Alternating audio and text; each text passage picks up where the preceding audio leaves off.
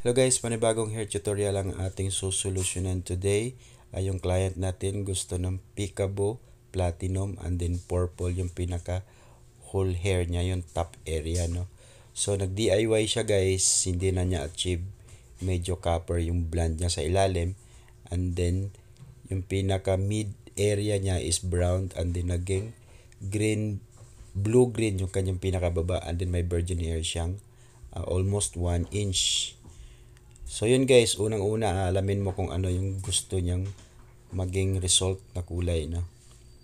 So pag ganyan guys, papalo nyo lang kung paano natin gagawin.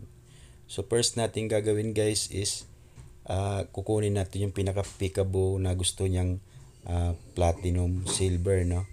So magkukuha tayo sa lahat ng ilalim ng 1 inch. Siseparate natin. Maganda yung sectioning guys, dapat section yung maigi. So first, yung 1 inch sa ilalim, sisiparate natin yan siya gamit ang bleach 6% oxidizing lotion. Lalagyan natin siya ng foil para masiparate.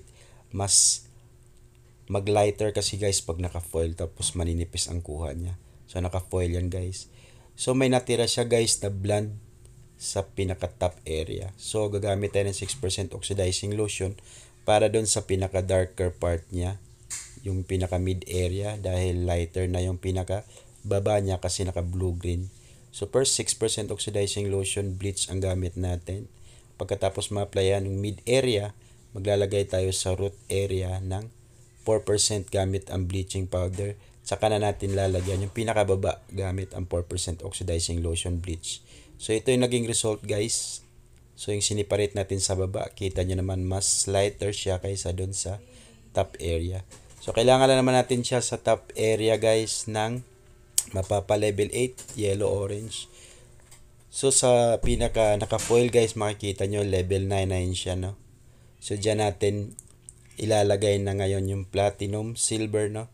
Kasi level 9 yellow is kaya na niyang ma-achieve yung platinum, silver na kulay. So, same pa rin guys, siseparate pa rin natin siya gamit ang foil.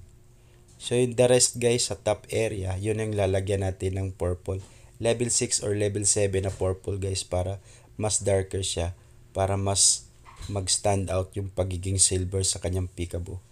So ganun yan ang process guys, dapat i-check nyo talaga yung condition ng buhok at anong level, at syempre yung target ng kulay na gagawin. So pagkatapos ma-applyan guys yung Peekaboo niya sa ilalim na secured na, saka pa lang natin i-apply yung pinaka base color niya na level 6 purple naman to. So yun guys, nakaseparate yung ilalim para hindi mahawaan.